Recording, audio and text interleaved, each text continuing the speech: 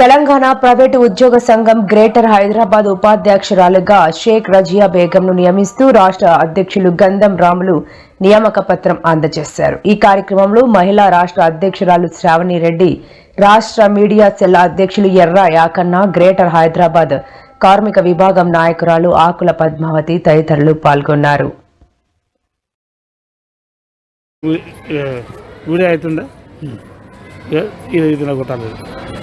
ఇది ఫోటోస్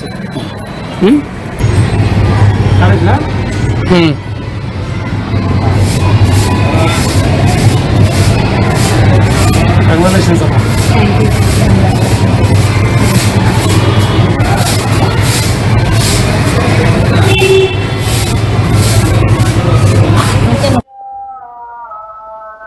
హైదరాబాద్ కు ఐఐఎం మంజూరు చేయాలని కేంద్ర విద్యాశాఖ మంత్రి ధర్మేంద్ర ప్రధాన్ తో సీఎం భేటీ అయ్యారు. ఐఐఎం ఏర్పాటుకు అవసరమైన 200 ఎకరాల భూమిని ఇప్పటికే గుర్తించినట్లు తెలిపారు. వెంటనే తరగతులు ప్రారంభించడానికి ట్రాన్సిట్ క్యాంపస్ సిద్ధంగా ఉందని వెల్లడించారు. ఐఐఎం ఏర్పాటుకు అవసరమైన అనుమతులు మంజూరు చేస్తే అవసరమైన వసతులు కల్పిస్తామని కేంద్ర మంత్రికి సీఎం వివరించారు. తెలంగాణలో పెరిగిన జిల్లాల సంఖ్యకు అనుగుణంగా 9 కేంద్రీయ విద్యాలయాలను, 16 జవహర్ నవోదయ విద్యాలయాలను మంజూరు చేయాలని కోరారు.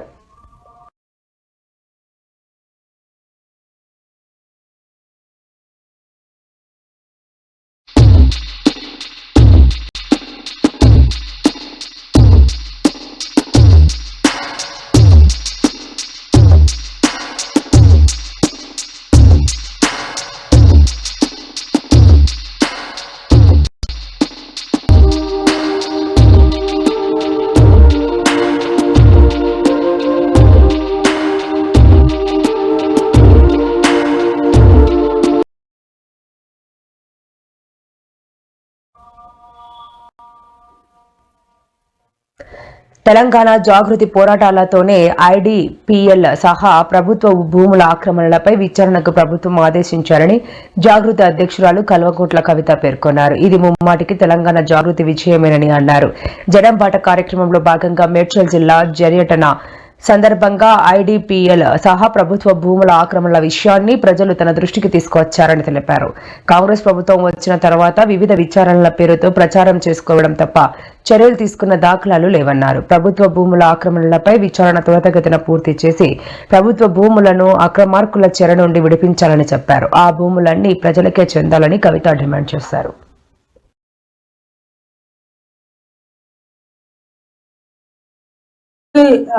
సమ్మిట్ జరుగుతున్నటువంటి సందర్భంలో రాష్ట్ర ప్రభుత్వం అన్ని జిల్లా కలెక్టరేట్లో కూడా మరి తెలంగాణ తల్లి బొమ్మను పెట్టమని అడిగిరట. మేము ఇదివరకే తెలంగాణ జాగృతి నుండి ప్రకటించున్నాం. అది తెలంగాణ తల్లి కాదు, కాంగ్రెస్ తల్లి. మా తెలంగాణ ఉద్యమ తల్లి వేరే రకం ఉంటుంది. ఆమెను మార్చి మీరు ఇంకొకరు బొమ్మ పెట్టి ప్రజల మీద రుద్దాలని చూస్తే మేము ఒప్పుకునే ప్రసక్తే లేదు. మీరు ఇప్పుడు కలెక్టరేట్లలో పెట్టుకుంటారా, ప్రతి ఊర్లో పెట్టుకుంటారా, ఏం పెట్టుకుంటారా పెట్టుకోండి. కానీ ఎప్పుడో ఒకప్పుడు భగవంతుడు అవకాశం ఇస్తాడు, మాకు కూడా అవకాశం వస్తుంది. అప్పుడు మాత్రం అన్ని తీసి మళ్ళీ మీకు గాంధీ భవన్కి పంపిస్తామనే విషయాన్ని తెలియజేస్తూ, ఇది కరెక్ట్ కాదు. ప్రజా ఆమోదం లేనటువంటి తెలంగాణ తల్లి విగ్రహాలు పెట్టడం అన్నది కరెక్ట్ కాదు అనే విషయాన్ని నేను ప్రభుత్వానికి తెలియజేస్తా ఉన్నాను. ఈ న్యూస్కి లీగల్ నోటీస్ పంపిస్తా ఉన్నా.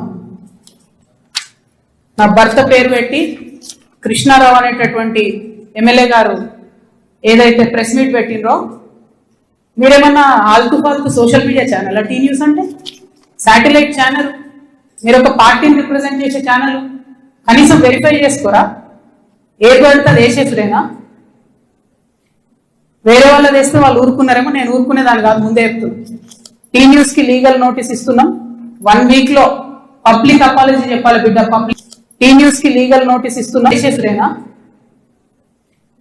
వేరే వాళ్ళది వేస్తే వాళ్ళు ఊరుకున్నారేమో, నేను ఊరుకునేదాన్ని కాదు, ముందే చెప్తున్నాను. టీ న్యూస్కి లీగల్ నోటీస్ ఇస్తున్నాం.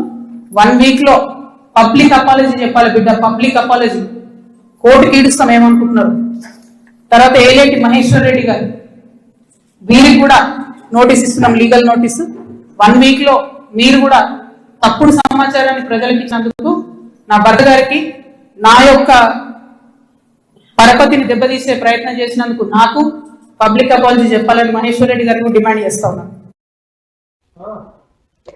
సర్పంచ్ ఎన్నికల్లో బీఆర్ఎస్ అభ్యర్థులను గెలిపిస్తే ఆ గ్రామ పంచాయతీలకు నిధులు నిలిపివేస్తానని జడ్చర్ల కాంగ్రెస్ ఎమ్మెల్యే అనిరుద్ రెడ్డి చేసిన వ్యాఖ్యలు తీవ్ర దుమారం రేపుతున్నాయి. ఎమ్మెల్యే అనిరుద్ రెడ్డి వ్యాఖ్యలపై BRS working president KTR fire అయ్యారు. రాజ్యాంగం ప్రకారం గ్రామాలకు నిధులు వస్తాయని, రాజ్యాంగాన్ని కాదని ఏ ఎమ్మెల్యే నిధులు ఆపలేడని అన్నారు. కాంగ్రెస్ ఎమ్మెల్యేలు నిధులు వాళ్ళ ఇంట్లో నుంచి ఇవ్వడం లేదని, అవి ప్రభుత్వ నిధులని, ప్రజలకు హక్కుగా రావాల్సిన నిధులు ఆపుతాం అంటే కుదరదని మండిపడ్డారు. వస్తుంటే నేను చూసిన ఒక కాంగ్రెస్ ఎమ్మెల్యే అంటుండు, మీరు నన్ను చంపేస్తే అంటే ఎలక్షన్లో ఓడగొట్టి నన్ను చంపేస్తే నేను మిమ్మల్ని చంపేస్తా గెలిస్తే అంటున్నాడు. ఆ మాటలు మాట్లాడుతున్నారు. అవి చూసుకొనే ఇలా కాంగ్రెస్ కార్యకర్తలు కూడా చెలరేగిపోయి పిచ్చి పిచ్చి ప్రవర్తనలు చేస్తూ ఉన్నారు. నేను దయచేసి ఇక్కడ గెలిచి వచ్చిన మా సర్పంచులు ఎవరైతే మొత్తం 56 మంది, వారితో పాటు ఇవాళ చేరుతున్న 4 ఇండిపెండెంట్ సర్పంచులు ఉన్నారో 60 మంది మా ఖానాపూర్ నియోజకవర్గంలో మీకు నేను చేసే విజ్ఞప్తి ఒకటే, సర్పంచులకు నిధులు అనేది ఎమ్మెల్యే ఇయ్యడు. సర్పంచులకు నిధులు అనేది ఎవరో దాన ధర్మాల మీదనో వాళ్ళ ఇష్టాయిష్టాల మీద ఉండదు. మీకు ఒక విషయం అవగాహన ఉండాలి. అవగాహన ఏముండాలి అంటే, భారతదేశంలో మనకు 5 అంచెల్లో ప్రభుత్వాలు ఉన్నాయి, 5 స్థాయిల్లో ప్రభుత్వాలు ఉన్నాయి. ఢిల్లీలో కేంద్ర ప్రభుత్వం ఉంటుంది, హైదరాబాద్లో రాష్ట్ర ప్రభుత్వం ఉంటుంది, జిల్లా కాడికి వచ్చే వరకు మీ నిర్మల్ జిల్లాలో నిర్మల్ జిల్లా పరిషత్ ఉంటుంది, ఆదిలాబాద్ జిల్లాలో ఆదిలాబాద్ జిల్లా పరిషత్ ఉంటుంది, మంచిర్యాలలో మంచిర్యాల జిల్లా పరిషత్, ఆసిఫాబాద్లో ఆసిఫాబాద్ జిల్లా పరిషత్ ఉంటుంది. దాని కిందికి వస్తే మండల పరిషత్, ఇంకా కిందికి వస్తే గ్రామ పంచాయతీ. అంటే 5 అంచెల్లో కింద గ్రామ పంచాయతీ, మీద మండల పరిషత్తు, దాని మీద జిల్లా పరిషత్తు, దాని మీద రాష్ట్ర ప్రభుత్వం, దాని మీద కేంద్ర ప్రభుత్వం. ఇట్లా 5 అంచెల్లో ప్రభుత్వాలు ఉంటాయి. ఎట్లయితే ఒక రాష్ట్రానికి ముఖ్యమంత్రిగా ఒక వ్యక్తి ఉంటారో, ఆయనకు మంత్రిమండలి ఉంటుందో, అట్లాగే గ్రామానికి గ్రామ పంచాయతీకి సర్పంచు, సర్పంచ్ గారికి అదనంగా వార్డు మెంబర్లు, ఉప సర్పంచులు అందరూ కూడా తోడుగా ఉంటారు. అంటే ఏ స్థాయిలో ప్రభుత్వం ఆ పద్ధతిలో నడవాలన్న ఉద్దేశంతో, స్థానిక ప్రభుత్వాలు కూడా మంచిగా ఉండాలన్న ఉద్దేశంతో రాజ్యాంగంలో, బాబాసాహెబ్ అంబేద్కర్ గారు రాసిన రాజ్యాంగంలో మనకు హక్కులు మనకు పొందుపరచబడి ఉన్నాయి. ఇవాళ ఎవడన్నా ఎమ్మెల్యే నేను ఇందిరమ్మ ఇల్లియా, నేను ఫలానదియా అంటే మీరు వాళ్ళకి చెప్పాల్సింది ఒకటే, నువ్వు ఇచ్చేదేమి నీ సొత్తు కాదు, నీ అయ్య సొత్తు, నీ అత్త సొత్తు కాదు, రాజ్యాంగం బాబాసాహెబ్ రాసిన రాజ్యాంగం ప్రకారం నా గ్రామానికి నిధులు రావాలే, ఎట్లా ఇయ్యవు నువ్వు అని నిలదీసే హక్కు మనకున్నది. ఆ విచక్షణ కూడా మనం తప్పకుండా తెచ్చుకోవాలా, తెచ్చుకొని మన హక్కుల కోసం మనం కొట్లాడాలా. రైతులకు స్లాట్ బుకింగ్ సహాయం కోసం రైతు వేదికల వద్ద ఏఈఓలు అందుబాటులో ఉంటారని, రాజకీయ పబ్బం కోసం కొంతమంది వ్యక్తులు విమర్శలు చేస్తున్నారని ఆగ్రహం వ్యక్తం చేశారు. యూరియాను బ్లాక్ లో పరిశ్రమల అవసరాలకు తరలిస్తున్నారు అనే ఫిర్యాదులు ప్రభుత్వానికి అందాయన్నారు. యూరియా పక్కదారి పట్టకుండా నేరుగా రైతులకు అందే విధంగా మొబైల్ యాప్ పనిచేస్తున్నదని రైతులకు గుడ్ న్యూస్ చెప్పారు. అగ్రిమెంట్ కుదిరితే పంట వేసిన భూమికే రైతు భరోసా సహాయం ఇచ్చే అవకాశం ఉంటుందన్నారు. కొండలు గుట్టలకు భరోసా నిలిపివేసి ఆ నిధులను ఫసల్ బీమాకి ఉపయోగిస్తే బాగుంటుందని అభిప్రాయపడ్డారు. త్వరలో వీటిపై కేబినెట్లో చర్చలు జరిపి నిర్ణయం తీసుకోబోతున్నామని వెల్లడించారు.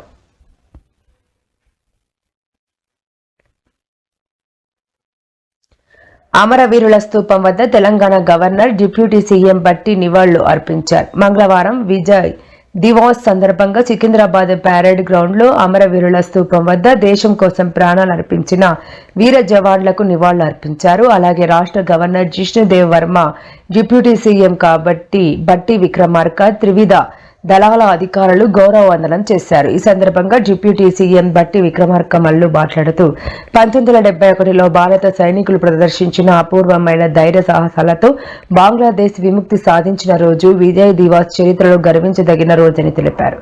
యుద్ధ సమయంలో దేశ ఔన్నత్యాన్ని కాపాడిన అప్పటి ప్రధానమంత్రి ఇందిరాగాంధీకి, సైనిక నాయకులకు, అమర జవాన్లందరికీ డిప్యూటీ సీఎం వందనాలు తెలిపారు.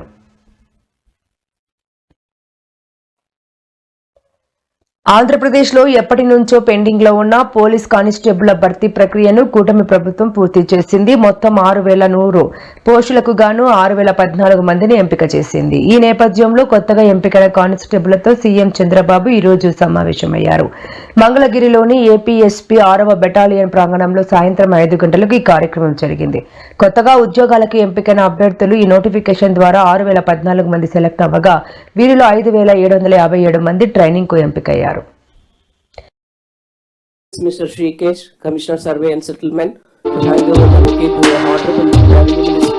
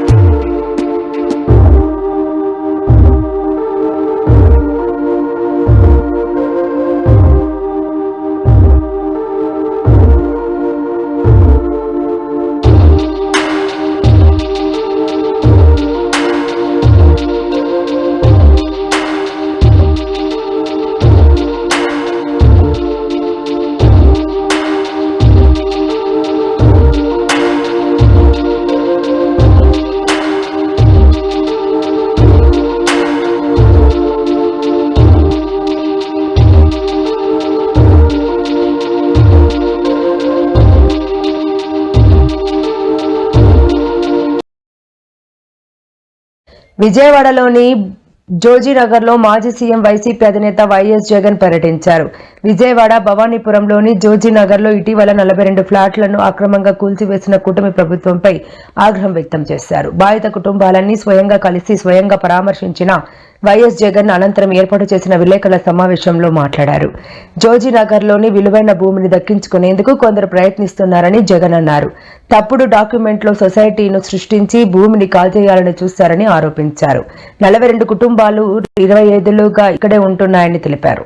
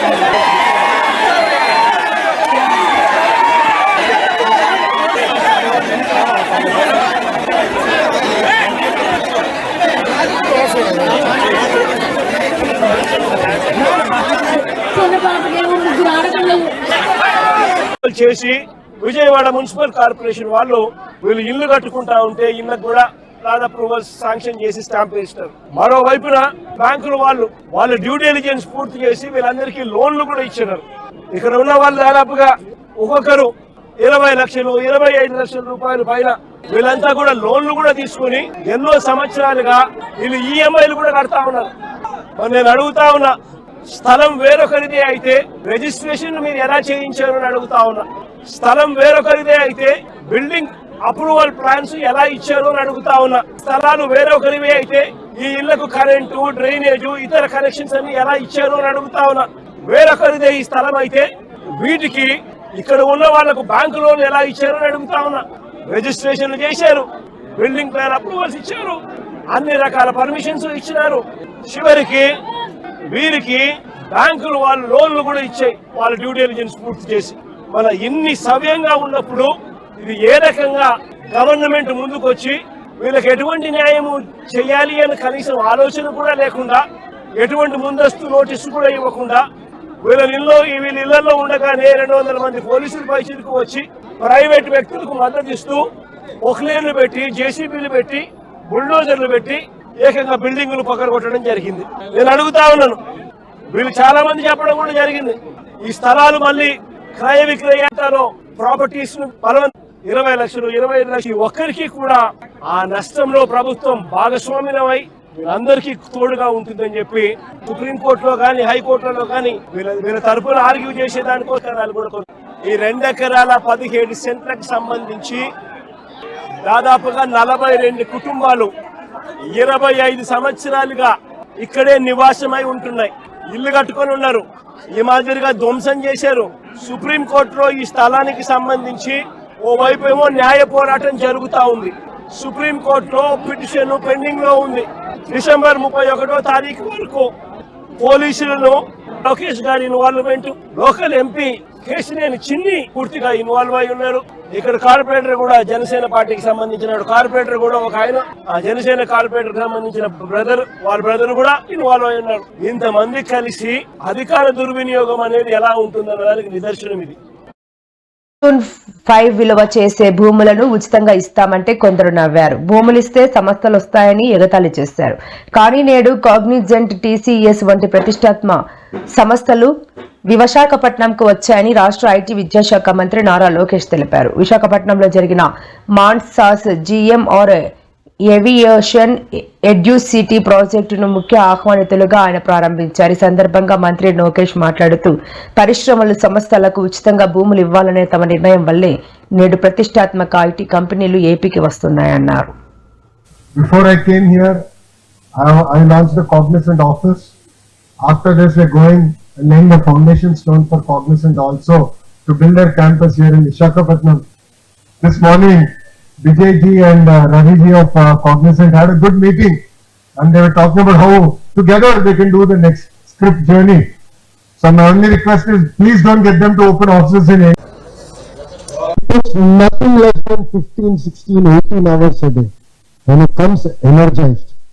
All of us here work with the same energy. అంటే ఆయన ఎంత కష్టపడి మనంత కష్టపడాలని పదే మనం ఆడుకుంటాం. కిందకు లాగారు. ఈ ఘటనకు సంబంధించిన వీడియో సోషల్ మీడియాలో వైరల్ కావడంతో తీవ్ర విమర్శలు వెల్లువెత్తుతున్నాయి. ఈ సంఘటనపై దంగల్ చిత్రనటి జైరా వసీం తీవ్రంగా స్పందించారు. నితీష్ కుమార్ వెంటనే ఆ మహిళకు బేషరతుగా క్షమాపణ చెప్పాలి అని డిమాండ్ చేశారు. ఒక ముస్లిం మహిళగా మరో ముస్లిం నికాబ్ను అంత తేలికగా లాగడాన్ని చూడటం చాలా బాధ కలిగించిందని ఆమె పేర్కొన్నారు.